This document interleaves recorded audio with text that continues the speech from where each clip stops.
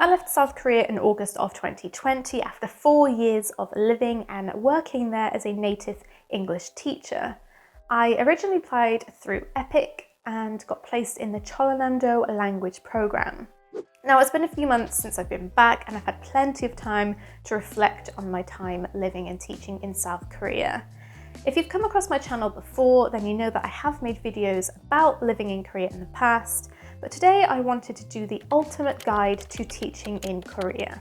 The topics that I'm going to talk about in this video are based off my own experiences and stories from other teachers I've met over the past 4 years, based off a public school environment. So if you are looking to work for a private academy or a hagwon, then not all of this information is necessarily going to apply to you. There's a huge amount of things that I wanted to cover in this ultimate guide, and so for easier viewing, what I'm going to do is split them into 6 shorter videos. All 6 of these videos are going to be linked down below in a playlist, and you can also find them on my channel. Everything is going to be time-stamped so that you can skip to a specific topic that interests you. The 6 videos will be: number 1, where will I live, city versus rural. Number 2, landing in Korea, orientation and contracts. Number 3, after school, apartments and co-teachers. Number 4, teaching schedules, class types and the weekends. Number 5, your first class, teaching tips and attitude to teaching. And number 6, the pros, the cons and the reality of teaching in South Korea. If you haven't already checked out the previous videos and topics to this ultimate guide, then go and do that first. Otherwise, let's crack on with the next topic. You will be placed in either an elementary school, a middle school, or a high school. Your school may be mixed, or it could be boys only or girls only. I was placed in a mixed gender elementary school for the 4 years that I taught in South Korea. You will be contracted to teach a certain number of hours a week. With EPIK, it is 22 hours a week, and this does not include prep time. It is possible you may teach under 22 hours, and over 22 hours is considered as overtime and is extra pay. I taught between 21 to 22 hours a week, so pretty much my contracted hours. Meanwhile, a friend who worked in a school down the road from me could teach anywhere between 9 to 15 hours a week. Some people just get it easy, eh? Here are the types of classes that you may teach. With elementary, you will be given a textbook that is chosen by the school that comes with an interactive CD. The textbook will come with some planned lessons and suggested activities. Middle and high schools will also have textbooks. You may be able to choose your textbook yourself, and it is up to the individual teacher or co-teachers as to whether you use your textbook or not. You are able to create lessons off the top of your head and be as creative as you wish, or you can base your lessons using the textbook as a guide, or you can stick to the textbook directly. With elementary, I personally would use the textbook for about half of the lesson and then create my own activities in relation to the theme of the lesson. You do have the freedom to be creative with your lessons and your activities. Students sign up for extra time with you a few times a week. You will be in charge of what you decide to teach. You can go and find a textbook, or you can create your own lessons and topics or set a project. It's completely up to you, unless your co-teacher or your school want you to do something very specific, but they will tell you. English towns. Now, as far as I'm aware, English town is only for elementary schools only.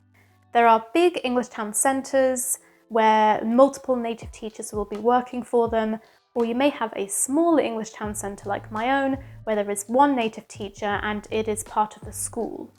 English town is basically situational English experiences. So things like going to the bank, at the restaurant, at the airport. English towns will have roleplay rooms with props for interactive learning, and the size of your roleplay rooms will depend whether you are a big or small English town centre.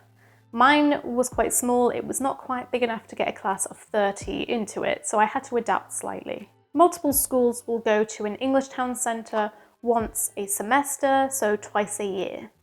Classes can be anything from an hour to the whole morning. Mine would be from 9 a.m. till 12. Not every elementary school will have an English town, and not every elementary school will travel to one. I loved English town. I could be very creative and I had complete control over what topics and activities I did. And we also got to do different role plays and crafts and cooking. I could pretty much do anything that I wanted with it. It was quite long, so it got quite tiring, and I would teach it multiple times a week, so it became a little repetitive. What I would do is I would choose a topic for that semester, such as at the hospital, and then base my lessons around it, adapting it depending on the student's level of English or their age group. Teacher's class is quite awkward, I'm not gonna lie, and it is exactly what it says it is. You will teach the teachers at your school English. Now, it's an optional thing, so not every teacher at your school will attend, but it is a good chance to get to know the other teachers at your school. In my 4 years teaching in Korea, teacher's class would be arranged and held simply because the education office expected us to do it. So usually I would have 1 or 2 lessons, and with each lesson, less teachers would come because nobody really wanted to do it and they had other things that they could be doing. So generally, after about 2 to 3 lessons, it was cancelled.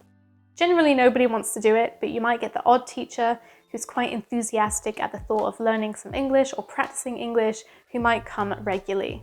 I have heard of teachers who absolutely loved teacher's class, and they had teachers that came every week, and it was a lot of fun. If you are expected to do it, try not to panic. It is very nerve-wracking. But go with conversational topics, things that adults might want to discuss, like cultural differences or the news. Some teachers will have travel schools. These are usually smaller schools on the edge of a city that are considered more rural, and they don't have their own native teacher. So instead, they ask another teacher from another school to come to theirs once a week to teach their children. You could have between 1 and 3 travel schools. You are paid extra for this. You are paid for travel schools because you are having to move between schools, so you might end up using public transport, or if you have a car, you will be using your own fuel to get between them. I didn't do travel school because I was an English town centre, so I had between 6 to 9 schools actually travel to my school, but the school next to mine, where my friend was, had 2 travel schools. The decision whether you have a travel school comes down to the education office and your school. Sometimes travel schools are given to a teacher because they don't fulfill their 22 contract hours of teaching time a week at their main school, so they are sent to another school to make up that time. You will teach a winter and a summer camp, and this happens at the end of the semester before your vacation starts. Camps can be from a few days to a couple of weeks, depending on what your school decides. You may have a couple of students, or you may have a full class of 30. You may teach for only an hour a day, or you may teach the morning, or you may have the entire day as a camp. All of this comes down to your school. They will decide what they want you to do. The schedule will be made and will be given to you a few weeks prior to camp starting. You may have a specific age group for your camp, such as grade 3 and 4, or it may be open to multiple grades, such as 3 through till 6. Students will sign up for your camp, and you have the creative freedom to decide what your camp entails. Camps can feel quite long. My camps at my school were an entire morning for 2 weeks, and so I was able to fill some time in between teaching activities with cooking and crafts and movies. Camps are a little frustrating because it's so close to your vacation time, and it is a lot of extra work to prepare, but essentially you can do whatever you want for it. I have done Harry Potter camps, I've done Olympics camps, I've done phonics camps. You do have to plan your camp as though you plan a normal lesson, as your co-teacher will ask for an outline of your camp either before camp starts or once camp has finished, with a description of what you plan to teach and your activities each day. You could be asked to do extra camps or clubs, which are optional and separate from your school. So I used to teach something called Genius Class, and this was a separate contract with the education office and was basically a type of after-school class, which gave me a nice Christmas bonus every year. I know friends that signed up for extra summer camp gigs or signed up for online teaching with rural schools or schools on islands who didn't have access to a native teacher. But basically, do as much or as little as you please.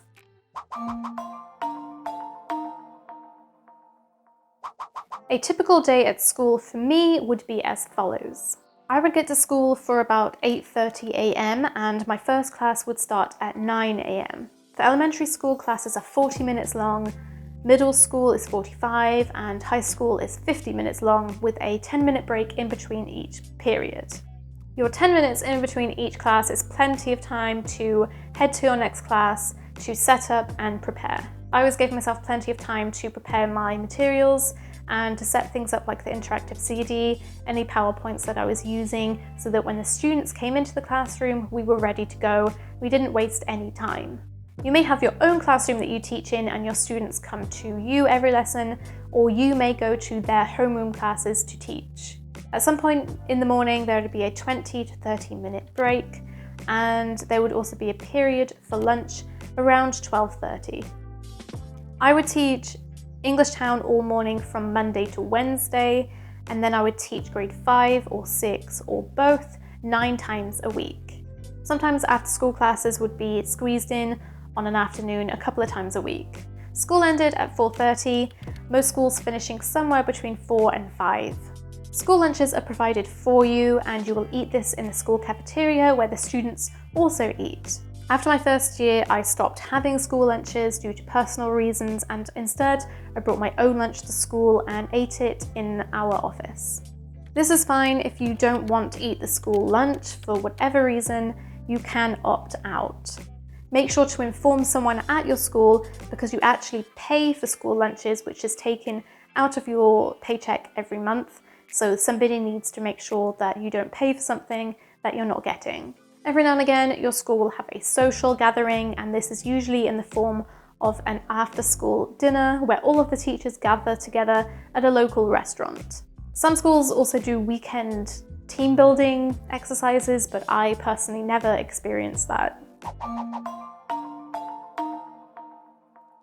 The weekends are your own. You will only teach from Monday to Friday. So at the weekend, you can do whatever you want. You can catch up on sleep, you can go meet friends, you can do hobbies, you can travel around Korea. I absolutely would recommend traveling around as much as possible. There are some fantastic places in Korea to go and visit. There are plenty of festivals and events happening all year round. Hiking is a very popular activity in Korea, and Korean people are very good at it. I'm not even joking. They fly down those mountains. There are huge numbers of national parks with incredible views. I wasn't much of a hiker before Korea, but I definitely got into it more when I was there, and I miss those mountains. There are small companies that do regular tours, weekend trips, and trips when festivals are going on around Korea, which are great to join. These are fantastic because you don't have to worry about figuring out how to get to a particular location. You get picked up with a bunch of other people and you get to go see Korea, and you get to make some friends along the way. Korea has a lot of small islands as well, and some really nice beaches you can go and visit. Public transport is great in Korea. It is really easy to get around by train or bus. It's pretty cheap as well. Each city very cutely has its own little tagline. I think Gyeongju is the golden city and Jangsong is the yellow city. And each have their own little unique tourist spots you can go and visit. Doesn't matter if you are into the outdoors and hiking, if you are into historical places, or really just want to find the most Instagrammable cafes or places, there is a huge amount to do in South Korea for everybody. If you're bored at the weekends, then you are not exploring enough.